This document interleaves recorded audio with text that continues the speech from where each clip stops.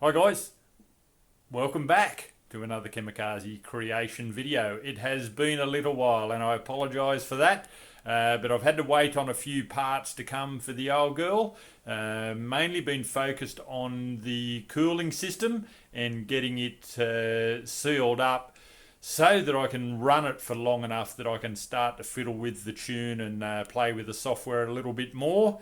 It has rattled me a little bit, that not sealing up as easy as I have done in the past, but it's got to happen eventually, and it will happen this time. So I've bought all of the gear I need, gaskets, goo, and I'm ready to go. So I'll show you through the bits and pieces, show you what I'm going to do, and get it sealed up. Here we go. I've stripped the old girl right down again and cleaned up the water face, or the thermostat housing face there, ready for the new gaskets and new goo.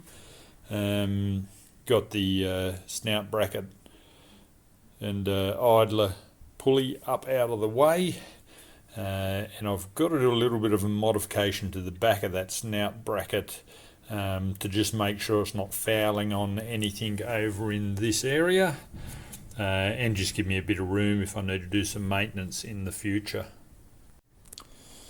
So here's the workbench, and I've cleaned up the snout bracket and purchased a few gaskets. Got a series of gaskets over here because I need one for either side of the snout bracket, and then to go with the thermostat housing, and it's all cleaned up as well.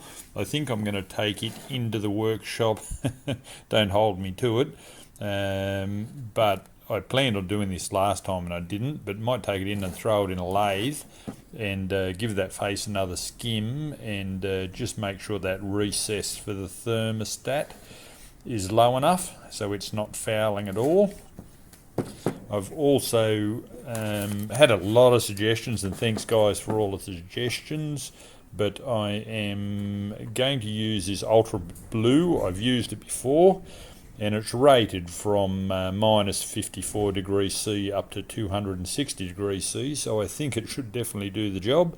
On the back it says basically nip it up, let it seal, and then it's about an hour to seal, and then tighten it down to the right tension and leave it 24 hours. So I'm going to follow the instructions this time just so I don't have any issues.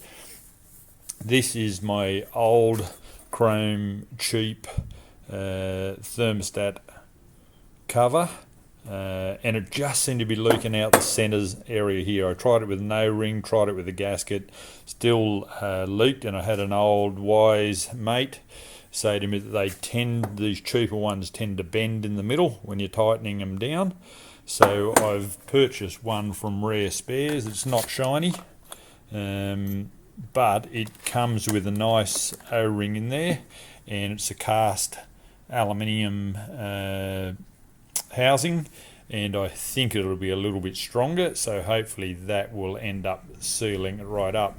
So that's the process, guys. Looking at all the gear, cleaning it up. The thing that'll hold me up doing it tonight is getting that thermostat housing machined up, because I would like to run the thermostat in there.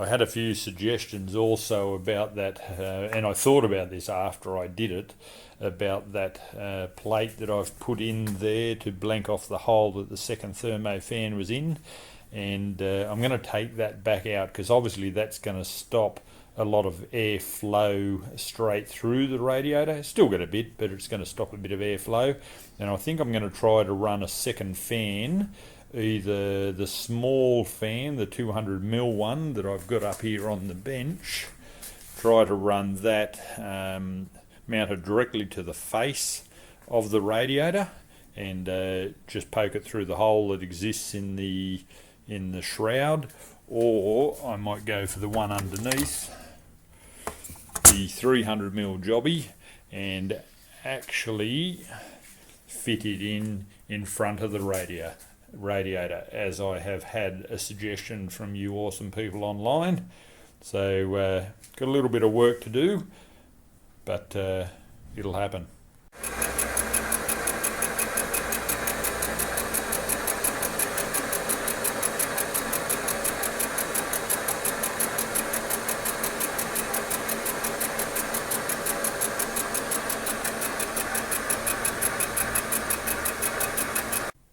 This is take, I don't know how many, but I've got plenty of the ultra blue on there. I've used gaskets either side of the snout bracket. Now most people don't have to worry about that snout bracket, but with this supercharger kit we do.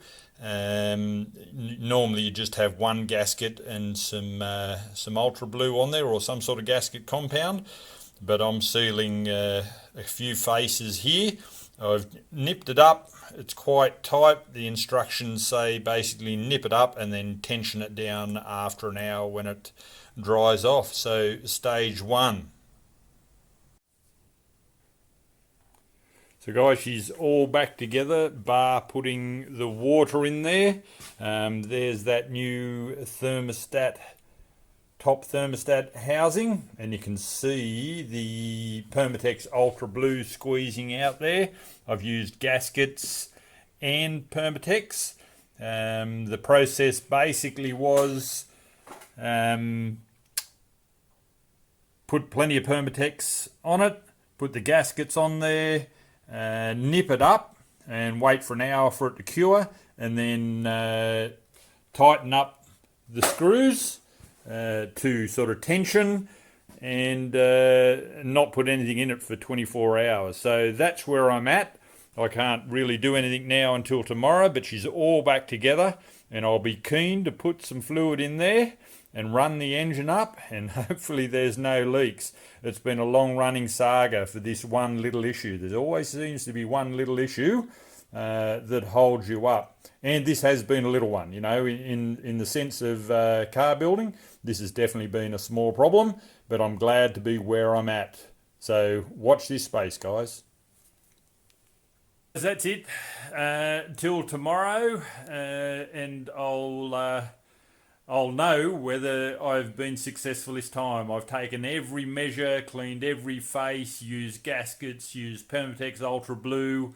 I skimmed the top face of that lower thermostat housing and remachined the recess so that thermostat is sitting down in there, and then gasketed up and Permatex both faces and followed all of the processes.